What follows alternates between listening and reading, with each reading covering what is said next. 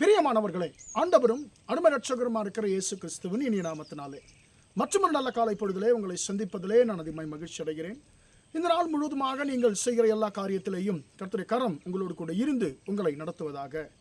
சங்கீதம் 46 சங்கீதம் 11 இப்படியாக சொல்லுகிறது, நீங்கள் அமர்ந்திருந்து நானே தேவன் என்று அறிந்து கொள்ளுங்கள் என்றதான வார்த்தையை நாம் இந்த இடத்துல வாசிக்கிறோம்.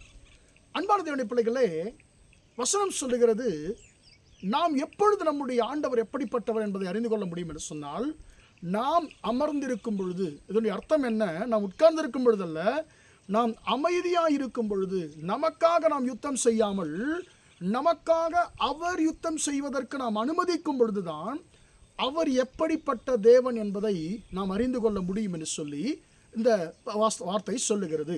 அன்பான தேவனுடைய பிள்ளைகளே, இன்றைக்கு நாம் செய்கிறதான ஒரு மிகப்பெரிய ஒரு தவறு என்னவென்று சொன்னால், நமக்காக நாமே போராடி கொண்டிருக்கிறோம், நமக்காக நாமே யுத்தம் செய்து கொண்டிருக்கிறோம். இது என்னுடைய வாழ்க்கை, என்னுடைய பிரச்சனை, நான் தான் தீர்த்து கொள்ள வேண்டும் என்று சொல்லி பலவிதமான தவறான முடிவுகளை நாம் எடுத்து கொண்டிருக்கிறோம்.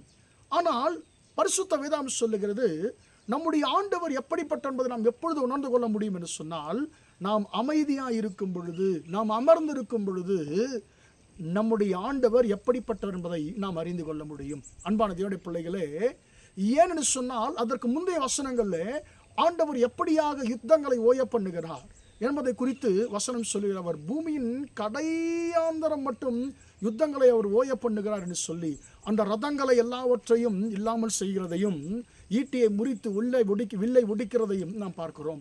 அப்படியானால் என்ன?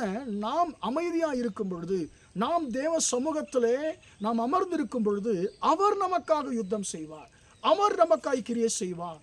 இஸ்ரவேல் ஜனங்களுக்கு மோசையின் மூலமாக இதுதான் சொல்லப்பட்டது, நீங்கள் நின்று கொண்டு கர்த்தர் உங்களுக்கு செய்யும் ரட்சிப்பை பாருங்கள் என்று சொல்லி தான் அவர் சொன்னார். கர்த்தர் உங்களுக்காக யுத்தம் பண்ணுவார், நீங்கள் சும்மா இருப்பீங்க. அப்போ கர்த்தர் நமக்காக யுத்தம் பண்ண வேண்டும் என்று சொன்னால், அவருடைய வல்லமை நாம் அறிந்து கொள்ள வேண்டும் என்று சொன்னால், நாம் கர்த்தர் சமூகத்தில் நாம் அமைதியாக அமர்ந்திருக்கிறவர்களாக நாம் இருக்க வேண்டும். அன்பான தேவனுடைய பிள்ளைகளே, இன்றைக்கி நம்முடைய வாழ்க்கையில் நாம் நமக்காக யுத்தம் செய்யும்போது கர்த்தர் யுத்தம் செய்ய மாட்டார். நாம் யுத்தம் செய்யும் பொழுது சில நேரத்தில் நம்ம எதிரிகளை மேற்கொள்ள முடியாத சூழ்நிலை உண்டாகிறது, எதிரிகள் நம்மை துரத்தக்கூடிய சூழ்நிலை உண்டாகிறது, நம்முடைய வாழ்க்கையில் புது பிரச்சனைகளே நமக்கு நாமே உருவாக்கி கொள்ளுகிற சூழ்நிலையும் ஏற்படுகிறது. அன்பான தேவனுடைய பிள்ளைகள், அப்படி அல்ல. நாம் அமர்ந்திருக்கும் பொழுது கர்த்தர் நமக்காக யுத்தம் செய்வார். ஒரே ஒரு கேள்வியோடு இந்த வார்த்தையை நான் முடிக்கிறேன். நமக்காக நாம யுத்தம் செய்கிறோமா, அல்லது நமக்காக கர்த்தர் யுத்தம் செய்ய நாம் அனுமதிக்கிறோமா என்பதை நாம் யோசித்து பார்ப்போமாக. கர்த்தர் யுத்தம் செய்வார் என்று சொன்னால், சுவடே தெரியாமல் நம்முடைய சத்துருக்களை கர்த்தர் அடித்து போடுவார். நாம் நமக்காக யுத்தம் பண்ணால் பல நஷ்டங்களை நாமே சந்திக்க வேண்டியிருக்கும். எனவே நமக்காக நாம் அல்ல, நமக்காக கர்த்தரே யுத்தம் பண்ணுவதற்கு, கிரியை செய்வதற்கு நாம் அனுமதிப்போமாக. அதைத்தான் ஆண்டவர் சொல்லுகிறார், நீங்கள் அமர்ந்திருந்து நானே தேவன் என்று அறிந்து கொள்ளுங்கள். ஜெபிப்போமா? இரக்கமுள்ள தகப்பனே, நன்றியோடு துதிக்கிறோம், ஸ்தோத்திரிக்கிறோம் ஐயா. இம்மட்டுமாக அந்த வார்த்தைகளை கேட்ட உம்முடைய பிள்ளைகளை நீர் ஆசீர்வதிக்கும்படியா ஜெபிக்கிறேன். நீங்கள் அமர்ந்திருந்து நானே தேவன் என்று அறிந்து கொள்ளுங்கள் என்று சொல்லி ஆண்டவரே உம்முடைய வார்த்தை சொல்லுகிறபடி, அநேக நேரத்திலே நாங்கள் எங்கள் பொறுமையை இழந்து ஆண்டவர் எங்களுக்காக நாங்களே யுத்தம் பண்ணும் பொழுது பல பிரச்சனைகளுக்குள்ளே ஆண்டவரே எங்கள் வாழ்க்கை உள்ளாகிறது. ஆண்டவரே, எங்களுக்காய் நாங்கள் யுத்தம் பண்ணுவதல்ல, ஆண்டவரே எங்களுக்காய் நீர் யுத்தம் பண்ண உம்முடைய சமூகத்திலே நாங்கள் அமர்ந்திருந்து நீர் தேவன் என்பதை நாங்கள் அறிந்து கொள்ள கர்த்தாவே நீர் உதவி செய்யும்படியா ஜெபிக்கிறேன். உம்முடைய பிள்ளைகளுக்கு விரோதமாக யுத்தம் பண்ணி கொண்டிருக்கிற எல்லா விதமான ஆண்டவரே சத்துருக்களையும் கர்த்தர் நீர் நிக்கரகம் பண்ணி போடும்படியா ஜெபிக்கிறேன். உம்முடைய பிள்ளைகளுக்கு விரோதமாக யுத்தம் பண்ணுகிற பிசாசின் கிரியைகள், மனுஷிக ஆவிகள், ஆண்டவரே கடினமான சூழ்நிலைகள் எல்லாவற்றையும் நீங்கள் பார்த்து கொள்ளும்படியா ஜெபிக்கிறேன். ஆண்டவரே, கண்ணுக்கு தெரிகிற சத்துருக்களோடு மட்டும்தான் எங்களால் யுத்தம் பண்ண முடியும். ஆனால் நீர் கண்ணுக்கு தெரியாமல் இருக்கிற எங்களுடைய சத்துருக்களோடு கூட நீர் யுத்தம் பண்ணுகிற தேவன்.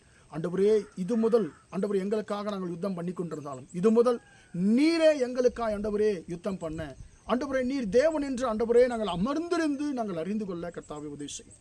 இந்த கிருபை அந்த வார்த்தை கேட்டுக்கொண்டிருக்கிற ஒவ்வொருவருக்கும் கர்த்தனை கொடுத்து நடத்தும்படியாய் இயேசு நாமத்தில் ஒப்பு கொடுத்து ஜெபிக்கிறேன், ஜீவனுள்ள நல்ல பிதாவே.